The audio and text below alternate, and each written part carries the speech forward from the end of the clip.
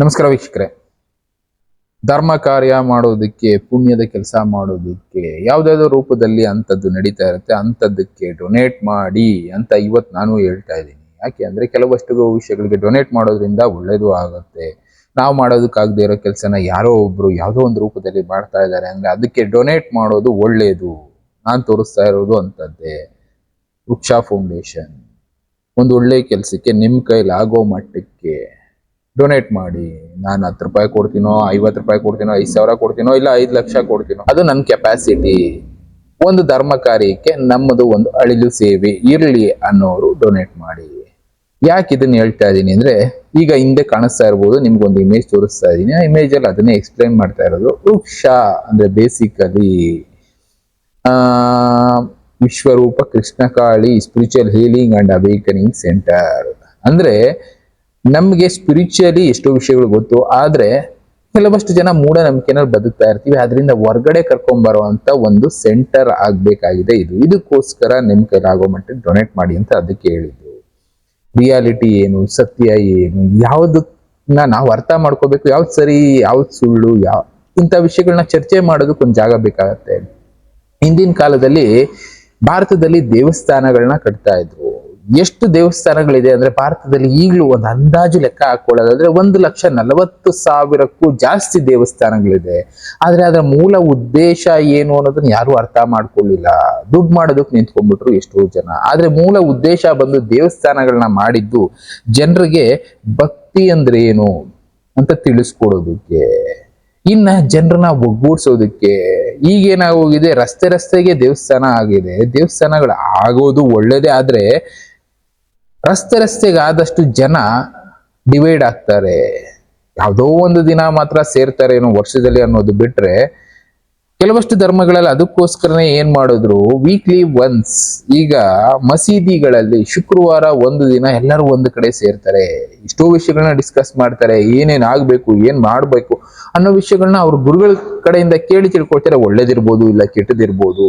ಚರ್ಚ್ಗಳಲ್ಲೂ ಅಂಥದ್ದನ್ನೇ ಮಾಡ್ತಾರೆ. ಅದೇ ರೀತಿ ಹಿಂದೂ ದೇವಸ್ಥಾನಗಳು ಕೂಡ ಆಗಿನ ಕಾಲದಿಂದ ಮಾಡ್ಕೊಂಡ್ ಬಂದಿದ್ದು. ಈಗ ನಮ್ಮಲ್ಲಿ ಅಂಥದ್ದು ಮಿಸ್ ಆಗ್ತಾ ಇದೆ. ದೇವಸ್ಥಾನಗಳನ್ನ ಯಾಕೆ ಕಟ್ತಾ ಇದ್ರು ಅಂದ್ರೆ, ಜನಕ್ಕೆ ಈ ಭಕ್ತಿ, ಒಳ್ಳೆ ಭಾವನೆಗಳು, ಇನ್ನ ಮನಸ್ಸಿನ ಶಾಂತಿ, ಇಂಥದ್ದನ್ನೆಲ್ಲ ಜನ ಹೇಗೆ ತಗೋಬೇಕು ಅನ್ನೋದನ್ನ ಅಲ್ಲಿ ಗುರುಗಳ ಜೊತೆ ಒಂದು ಡಿಸ್ಕಷನ್ ಮಾಡಿ ತಿಳ್ಕೊಳ್ತಾ ಇದ್ರು. ಅದ್ರ ಜೊತೆಗೆ ಸಂಪ್ರದಾಯಗಳು ಉಳಿಬೇಕು, ಆಚಾರ ವಿಚಾರ ವಿಜ್ಞಾನ, ಈ ಮೂರು ಒಂದಕ್ಕೊಂದು ಇಂಟರ್ಲಿಂಕ್ ಆಗಿರುವಂತದ್ದೇ. ನಮ್ಮಲ್ಲಿ ಎಷ್ಟೋ ಜನ ಮರ್ತೋಗ್ತಾ ಇದೀವಿ ಏನ್ ಮಾಡ್ಬೇಕು, ಹೇಗ್ ಮಾಡ್ಬೇಕು ಅಂತ. ಈಗಿನ ದಿನಗಳಲ್ಲಿ ಏನಾಗೋಗಿದೆ, ಮೀಡಿಯಾಗಳಲ್ಲಿ ಏನ್ ತೋರಿಸ್ತಾರೆ ಅದೇ ಸತ್ಯ. ಯಾರಾದ್ರೂ ಒಬ್ರು ಇದನ್ನ ಮಾಡಿ ಅಂದ್ರೆ ಅದನ್ನ ಮಾಡೋ ಪ್ರಯತ್ನ ಮಾಡ್ತೀವಿ, ಆದ್ರೆ ಅದು ಸರಿನೋ ತಪ್ಪು ಅಂತ ಡಿಸ್ಕಸ್ಸೇ ಮಾಡೋದಕ್ಕೆ ಹೋಗೋದಿಲ್ಲ. ಅದಕ್ಕೆ ಅಂತದನ್ನ ಮೊದಲು ದೇವಸ್ಥಾನಗಳಲ್ಲಿ ಮಾಡ್ತಾ ಇದ್ರು. ನೀವು ತಮಿಳುನಾಡು ಕಡೆ ಹೋದ್ರೆ ಎಕರೆಗಳ ಗಟ್ಟಲೆ ದೇವಸ್ಥಾನಗಳನ್ನ ಕಟ್ಟಿದ್ದಾರೆ. ಯಾಕೆಂದ್ರೆ ಆಶ್ರಯ ತಾಣ ಕೂಡ ಆಗಿದ್ವು ಆ ದೇವಸ್ಥಾನಗಳು. ಯಾವುದೋ ಒಂದು ಕಾಲದಲ್ಲಿ ಯಾರೋ ಒಬ್ಬರಿಂದ ದಾಳಿ ಆಯ್ತು ಅಂದ್ರೆ ಜನರನ್ನ ರಕ್ಷಣೆ ಮಾಡೋದಕ್ಕೆ ಒಂದು ಜಾಗ ಬೇಕಾಯ್ತು, ದೇವಸ್ಥಾನಗಳನ್ನ ಕಟ್ತಾ ಇದ್ರು. ಇಲ್ಲ ಯಾವುದೋ ಒಂದು ಬರಗಾಲ ಬಂತು, ಇನ್ನೊಂದೇನೋ ಬಂತು, ಎಲ್ಲರೂ ತಮ್ಮ ಹತ್ರ ಇರುವಂತ ರೇಷನ್ನ ತಗೊಬಂದು ಒಂದ್ ಕಡೆ ಕ್ರೌಡೀಕರಣ ಮಾಡ್ತಾ ಇದ್ರು. ಆದ್ರಿಂದ ಅಲ್ಲಿ ಅನ್ನದಾನ ನಡೀತಾ ಇತ್ತು, ಜನ ಬಂದು ಊಟ ಮಾಡಿ ನೆಮ್ಮದಿಯಾಗಿ ಹೋಗ್ತಾ ಇದ್ರು. ಅಂತದಕ್ಕೆಲ್ಲ ಬಳಕೆ ಆಗ್ತಾ ಇದ್ದಿದ್ದೆ ಈ ದೇವಸ್ಥಾನಗಳು. ಈಗಲೂ ನಮ್ಮ ದೇಶದಲ್ಲಿ ನಾನು ಮೊದಲೇ ಹೇಳಿದೆ 1,40,000ಕ್ಕೂ ಜಾಸ್ತಿ ದೇವಸ್ಥಾನಗಳಿದೆ.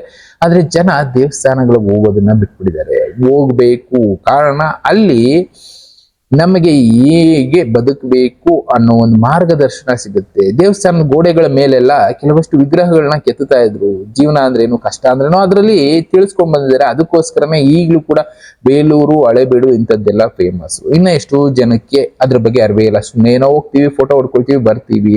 ಅದಕ್ಕೆಲ್ಲ ಇವರು ಮಾಡಿದ ದೇವಸ್ಥಾನಗಳನ್ನ ಕಟ್ಟಿದ ಉದ್ದೇಶನೇ ಜನಕ್ಕೆ ಜೀವನದ ಪರಿಚಯ ಆಗಲಿ, ಪ್ಲಸ್ ಸಂಪ್ರದಾಯ ಆಚಾರ ವಿಚಾರ ಇಂಥವುಗಳ ಬಗ್ಗೆ ಜನಕ್ಕೆ ಗೊತ್ತಾಗ್ಲಿ ಅನ್ನೋ ಕಾರಣ. ಅದ್ರ ಜೊತೆಗೆ ಭಕ್ತಿ ಅಂದ್ರೆ ಏನು, ನಾವು ಯಾವ್ದ್ರ ಕಡೆ ಹೋಗ್ಬೇಕು, ಯಾವ್ದು ಸತ್ಯ ಯಾವ್ದು ಸುಳ್ಳು ಅಂತ ಅರ್ಥ ಮಾಡ್ಕೊಳ್ಳಿ ಅಂತಾನೆ ದೇವಸ್ಥಾನಗಳನ್ನ ಕಟ್ಟಿದ್ವು. ಇವತ್ತಿನ ಕಂಡೀಷನ್ನೇ ಬೇರೆ ಇದೆ ಬಿಡಿ. ಅದ್ರಲ್ಲೂ ಕೆಲವಷ್ಟು ದೇವಸ್ಥಾನಗಳಲ್ಲಿ ಈಗಲೂ ಅಂತ ಕೆಲಸ ಮಾಡ್ತಾ ಇದ್ದಾರೆ. ಜನಕ್ಕೆ ಅದ್ರ ಬಗ್ಗೆ ಮಾರ್ಗದರ್ಶನ ಕೊಡ್ತಾ ಇದ್ದಾರೆ. ಇನ್ನ ಕೆಲವು ದೇವಸ್ಥಾನಗಳಲ್ಲಿ ಅವರು ಸ್ಟಾರ್ಗಳ ಜೊತೆ ಫೋಟೋ ಹೊಡಿಸ್ಕೊಂಡಿರೋದು, ದೊಡ್ಡ ಮಿನಿಸ್ಟ್ರಿ ಜೊತೆ ಫೋಟೋ ಹೊಡ್ಸ್ಕೊಂಡಿರೋದು ಹಾಕಿ ಪಬ್ಲಿಸಿಟಿ ಮಾಡಿ ದುಡ್ಡು ಮಾಡ್ತಾ ಇದ್ದಾರೆ. ಇನ್ನ ಕೆಲವೊಬ್ರು ನಮಗಂತದ್ದು ಬೇಡ, ಜನಕ್ಕೆ ನಾವು ಮಾಹಿತಿ ಕೊಡುವಂತ ಒಂದು ಕೇಂದ್ರ ಆಗ್ಬೇಕು ಅನ್ನೋ ಒಂದು ಉದ್ದೇಶದಿಂದ ಮಾಡ್ತಾ ಇದ್ದಾರೆ.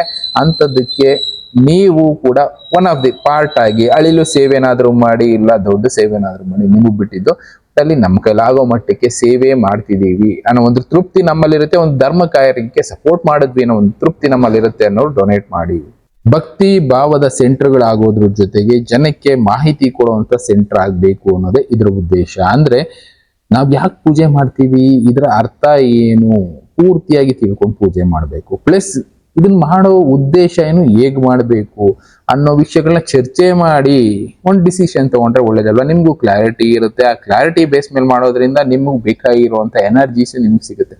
ಆಕಾಶಿಕ್ ರೆಕಾರ್ಡ್ ಅನ್ನೋದಿದ್ದೇ ಇದೆ, ಕಾಸ್ಮಿಕ್ ಎನರ್ಜೀಸ್ ಅನ್ನೋದು ಭೂಮಿಗೆ ಬರ್ತಾನೆ ಇರುತ್ತೆ. ಆ ಕಾಸ್ಮಿಕ್ ಎನರ್ಜೀಸ್ ನಿಮಗೂ ಸಿಗಬೇಕು ಅಂದಾಗ ಕೆಲವಷ್ಟು ವೇಸ್ ನ ಫಾಲೋ ಮಾಡ್ಲೇಬೇಕಾಗತ್ತೆ. ಎಷ್ಟೋ ಜನ ಈಗ ಯೂಟ್ಯೂಬ್ ನೋಡ್ಕೊಂಡು ನಾವು ಅದೇ ಸರಿ ಅನ್ಕೊಂಡು ಮಾಡೋದಕ್ಕೆ ಶುರು ಮಾಡ್ಬಿಟ್ಟಿದೀವಿ. ಆದ್ರೆ ಅದು ಸರಿನಾ ತಪ್ಪಾ ಅಂತ ಚರ್ಚೆ ಮಾಡೋದಕ್ಕೆ ಒಂದು ಅವಕಾಶ ಸಿಗೋದಿಲ್ಲ. ಎಷ್ಟೋ ವಿಷಯಗಳನ್ನ ಚರ್ಚೆ ಮಾಡೋದಕ್ಕೆ ಎಷ್ಟೋ ಧರ್ಮಗಳಲ್ಲಿ ಇಂಥ ವ್ಯವಸ್ಥೆಗಳನ್ನ ಮಾಡ್ಕೊಡ್ತಾ ಇದ್ದಾರೆ. ನಮ್ಮಲ್ಲೂ ಕೂಡ ಅಂತ ವ್ಯವಸ್ಥೆಗಳಾಗ್ಬೇಕಲ್ಲ, ಸತ್ಸಂಗಗಳು ನಡಿಬೇಕಲ್ಲ, ಜನ ಒಂದ್ ಕಡೆ ಸೇರ್ಲಿ ಅಂತಾನೆ ದೇವಸ್ಥಾನಗಳನ್ನ ಕಟ್ಟಿದ್ವು ಆ ಕಾಲದಲ್ಲಿ. ಈಗಲೂ ಕೂಡ ಇದಾವೆ ದೇವಸ್ಥಾನಗಳು, ಬಟ್ ಆದ್ರೆ ಜನ ಸೇರ್ತಾ ಇಲ್ಲ.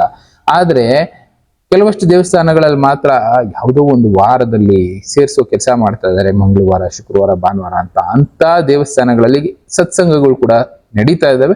ಇನ್ನ ಮುಂದೆ ನಡಿಬೇಕಾಗಿದೆ. ಜನರನ್ನ ಒಗ್ಗೂಡ್ಸೋದಕ್ಕೆ, ಒಂದು ಒಳ್ಳೆ ಹಾದಿನಲ್ಲಿ ಕರ್ಕೊಂಡು ಹೋಗೋದಕ್ಕೆ, ಒಳ್ಳೆ ಮಾರ್ಗ, ಧರ್ಮದ ಹಾದಿ ಇಂಥದ್ರಲ್ಲಿ ಕರ್ಕೊಂಡು ಹೋಗ್ಬೇಕು. ಪ್ಲಸ್ ಧರ್ಮ ಅಂದ್ರೇನು, ನಾವು ಮಾಡೋ ಧರ್ಮದ ಕೆಲಸದಿಂದ ನಮ್ಗೆ ಯಾವ ರೀತಿ ಪುಣ್ಯ ಸಿಗುತ್ತೆ, ಇಂಥದನ್ನೆಲ್ಲ ಡಿಸ್ಕಸ್ ಮಾಡೋದಕ್ಕೊಂದು ವ್ಯವಸ್ಥೆ ಬೇಕಲ್ಲ.